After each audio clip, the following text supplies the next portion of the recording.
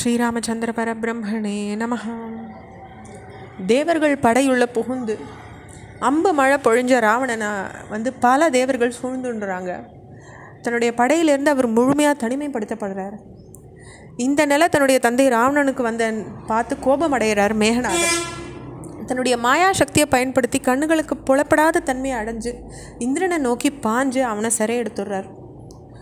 ராவணனை பார்த்து மேகநாதன் சொல்கிறார், தந்தையே, போர் நின்றுட்டது, நம்ம வென்னுட்டோம். இந்திரன் சிறைப்பிடிக்கப்பட்டதுனால தேவர்களுடைய கர்வம் அழிஞ்சாச்சு. 3 உலகங்களையும் நீங்களே ஆளலாம், அதனால நம்ம திரும்பி போவோம்னு சொல்கிறார். ராவணன் ரொம்ப மனசும் பெருசும் மகிழ்கிறார். நம்ம குலத்தின் பெருமையை ஒசத்த வந்தவன் நீ, தேவர்களையும் அவள் தலைவனான இந்திரனையும் வெண்ணது நீதான். அவனை ஓன் தேர்லேயே வச்சு லங்கைக்கு எடுத்துன்னு போகலாம். நம்ம மற்றவர்களோடு நான் உன்னை பின்தொடர்ந்து வரேன்னு சொல்லி எல்லாரும் புறப்படுறாங்க. இந்திரன் சிறைப்பிடிக்கப்பட்டதுனால கவலை அடைகிறாங்க தேவர்கள். பிரம்மதேவனின் தலைமையில் லங்கைக்கு போய் ராவணனை சந்திக்கிறாங்க. பிரம்மதேவன் ராவணனை பார்த்து சமாதானம் பேசுகிறார். உன்னுடைய மகனின் வீரத்தையும் பராக்கிரமத்தையும் பார்த்து நான் ரொம்ப வியப்படைகிறேன். அவன் உனக்கு நிகரானவன் சொன்னால் கூட போதாது, உன்னையும் மிஞ்சினவன் அவன். 3 உலகத்தையும் நீ வென்றவனாக இருக்க. இந்திரனை வென்றதுனால உன் மகன் இன்னில் தினத்துலேருந்து இந்திரஜித் அப்படின்னு அழைக்கப்படுவான். அவனை யாராலையும் வெல்ல முடியாதுன்றதுனால இனி உன்னை யாரை பற்றியும் அச்சம் உனக்கு தேவையில்லை. அதனால இந்திரனை விடுவிச்சுடு. இந்திரனை நீ விடுவிக்கிறதுக்காக தேவர்கள் உனக்கு என்ன செய்யணுமோ சொல்லுன்னுட்டு பிரம்மதேவன் சொல்கிறார். இப்படி சொன்னால் பிரம்மதேவனை பார்த்து ராவணன் பேசுகிறதுக்கு முன்னே மேகநாதன்ற இந்திரஜித் பேச ஆரம்பிக்கிறார். இந்திரனை நாங்கள் விடுவிக்கிறதா இருந்தால் நான் இரவாத தன்மையை பெறணும் அப்படின்னு சொல்லி இந்திரஜித் வரம் கேட்குறார். இந்த வரம் கேட்ட இந்திரஜித்தை பார்த்து பிரம்மதேவன் சொல்கிறார், நீ கேட்குற வரம்ங்கிறது மனுஷாளுக்கோ பறவைகளுக்கோ மிருகங்களுக்கோ இல்லை வேறு எந்த ஜீவராசிக்கும் கிடைக்கக்கூடியது இல்லை, அதனால் வேறு ஏதாவது கேளுங்கிறார். அப்போ இந்திரஜித் சொல்கிறார், சரி, போரில் எதிரிகளை சந்திக்க நேரிடும் போது நான் ஒரு யாகம் நடத்துவேன். அப்போ அந்த வேள்வித்தியிலேருந்து எனக்கு ஒரு ரதம் வரணும். அந்த ரதத்தில் அமர்ந்து நான் போர் செய்கிற வர நான் யாராலையும் வெல்லப்பட முடியாதவனாக இருக்கணும்னு கேட்குறாரு இந்திரஜித்.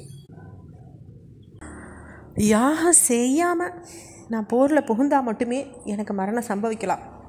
மற்றவாளை போல் நான் தவம் செஞ்சு இந்த வரத்தை நாடலை, என் வீரத்தினால இந்த வரத்தை கேட்குறேன்னு சொல்கிறார்.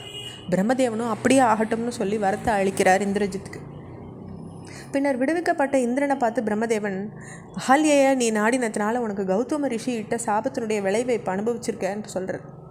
தன்னுடைய பாவத்துக்கு பிராயச்சித்தமாக மகாவிஷ்ணுவை துதி செஞ்சு யாகம் நடத்துகிறார் இந்திரன். இப்படியெல்லாம் கதை சொன்ன அகஸ்தியர், ராமா, இந்திரஜித் எவ்வளவு பராக்கிரமம் படைச்சவன்றதை இப்போ நீ தெரிஞ்சுட்டுருப்பேன்னு சொல்லி சொல்கிறார். ராவணனுடைய சரித்திரத்தை சொல்ல முனைகிறார். இதுக்கு பின்னர் கார்த்த வீரியார்ஜுனனை எதிர்க்க துணிகிறார் ராவணன். அவனால் சிறைப்பிடிக்கப்படுறார். தன்னுடைய பேரனான ராவணனுக்கு நேர்ந்த கதியை அறிஞ்சு புலஸ்திய மகரிஷி அவனை விடுவிக்குமாறு கார்த்திய வீரியார்ஜுனனை கேட்கிறார். அவரும் எசைகிறார். இப்படி கார்த்த வீரியார்ஜுனன் கிட்ட அவமானப்பட்ட ராவணன் அடுத்து வாலியை எதிர்க்கிறார். வாலி ராவணனை தான் கையை இடுக்கில் சொருகிண்டு ஆகாய மார்க்கமாக தாவி கடலை கடக்கிறார். வாலியின் அபாரமான சக்தியை பார்த்து வியந்து நின்ற ராவணன் அவனது நட்பை கோரிக்கிறார். வாலியும் இசைகிறார்.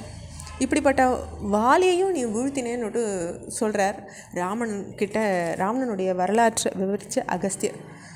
இதையடுத்து ஹனுமானை பற்றின விவரங்களை நம்ம சொல்லிகிட்டே வர்றார். அதையும் நம்ம பார்ப்போம். சூர்பனகையினுடைய முறையீட்டை கேட்டு சீத்தையை அபகரிக்குமாறு சொன்ன யோசனையை ஏற்றுண்டு மாரீச்சனின் உதவியை நாடுறதுக்காக அவன் இருக்கிற இடத்துக்கு ராவணன் அடைஞ்ச கட்டத்தில் ராவணனை பற்றின விவரங்களை சொல்கிறத நம்ம இந்த அத்தியாயங்களில் பார்த்தோம். இப்போ மீண்டும் மாரீச்சன் ராவணனை சந்திக்கிற கட்டத்துக்கு நம்ம போகலாம். இப்போ திருப்பி ஆரண்ய காண்டத்துக்கு வரும். தன்னை உபசரித்து வரவேற்ற மாரீச்சனை பார்த்து ராவணன் பேச தொடங்குறார். பெரும் மனத்துன்பத்தோடு நான் உன்னை நாடி வந்திருக்கேன். கரணையும் தூஷ்ணனையும் ராமன்றவன் கொன்னுட்டான். சூர்பனகையும் அவமதிச்சுட்டான். கொடுமையான மனசை படித்தவனும் அறிவற்றவனும் கர்வம் கொண்டவனுமான அவன் எல்லாருக்கும் தீங்கு இழைக்க நினைக்கிறான். சூர்பனகையின் அங்கங்களை அறுத்த அவனுடைய மனைவியை நான் கடத்திட போகிறேன். உன் உதவியோடு தான் இந்த காரியத்தை நான் முடிச்சாகணும். பலவிதமான வித்தைகளை அறிஞ்ச நீ எனக்கு துணையாக நின்னேன்னாக்கா எனக்கு தேவர்களை பற்றி கூட கவலை இல்லைன்னுட்டு மாரீச்சன் கிட்ட சொல்கிறார் ராவணன். இப்படி சொன்ன ராவணன் மாரீச்சன் என்ன உதவி செய்யணுன்றதையும் எடுத்து சொல்கிறார். வெள்ளி புள்ளிகள் அமைந்த தங்கமானா நீ உருவெடுக்கணும். இப்படி உன்னை பார்க்குற சீதை அந்த மானை பிடிச்சி தாங்கன்னுட்டு ராமனை கேட்கணும்.